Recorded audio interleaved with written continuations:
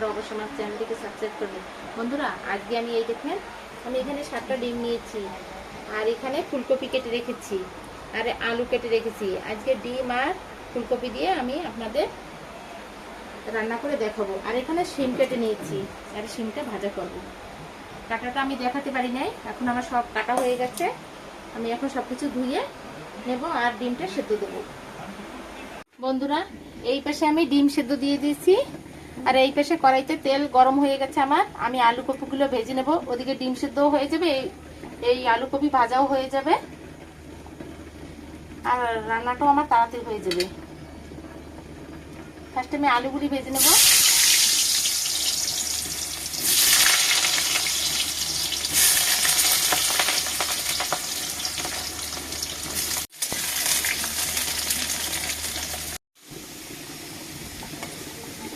আলুটা লাল করে ভেজে নিয়েছি, এখন এই ফুলকপিটা ভেজে নেব।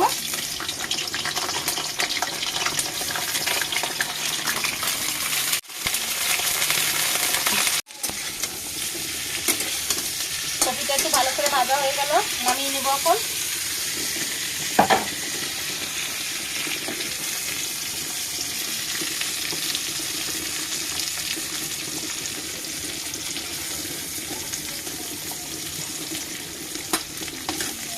এখানে আমার তেল গরম হয়ে গেছে, আর এই দেখেন, এই যে আমার সব মশলার ডাব্বা, আলাদা করে কোনো মশলা নিয়ে ডাব্বা থেকে উঠাবো আর দেবো।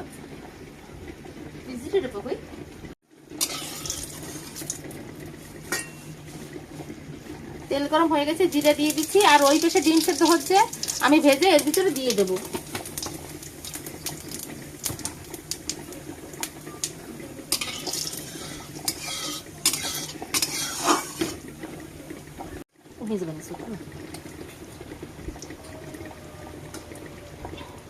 কাটা পেঁয়াজটা দিয়ে দিচ্ছি। পেঁয়াজটা লাল করে ভাজা হয়ে গেছে, এখন আমি মশলাগুলি সব দিয়ে দেবো। দেন দেন কমাই দেন, কারেন্ট চলে গেছে না, হাওয়া বেশি বেরিয়ে যাবে। হলদি দিয়ে দিচ্ছি। ওই মটনটা গলানো হয়েছে,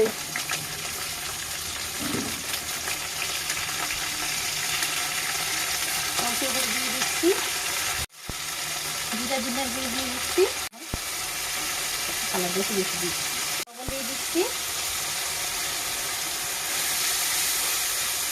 মশলা একটু ভালো করে ভাজা ভাজা করে নেব।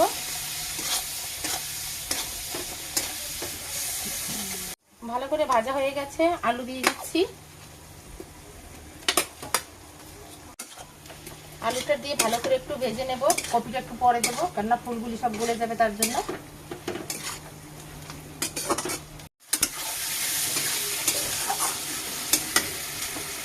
এখন কপিটা দিয়ে দেবো,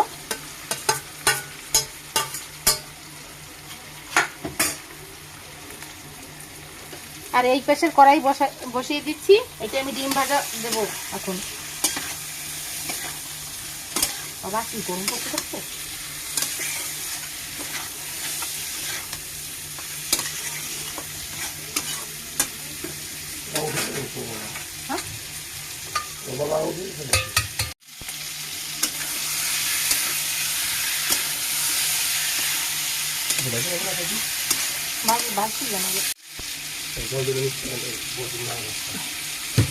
ভালো করে ভাজা হয়ে গেছে, জল দিয়ে দিচ্ছি।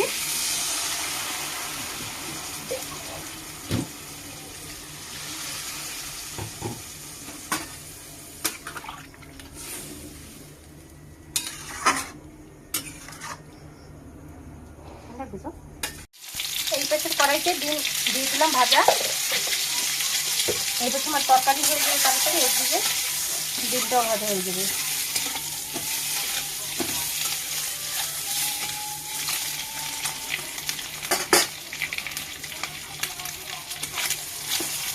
ডিম বেশি করে ভাজবো না, অল্প অল্প করে ভাজবো। এই যে আমার ডিমটা লাল করে ভাজা হয়ে গেছে।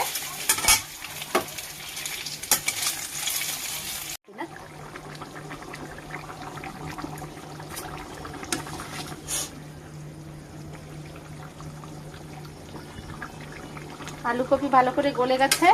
এখন এখানে ভাজা ডিম দিয়ে দেবো। আর একটা ভাজিনি ডিমটা, একজনে আবার ভাজা ডিম খেতে চায় না।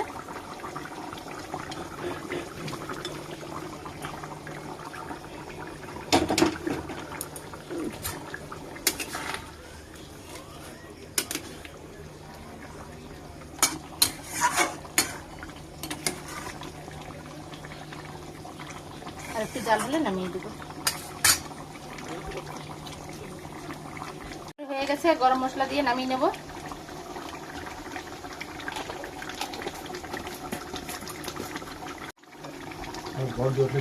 তরকারি হয়ে গেছে, নামিয়ে নিচ্ছি।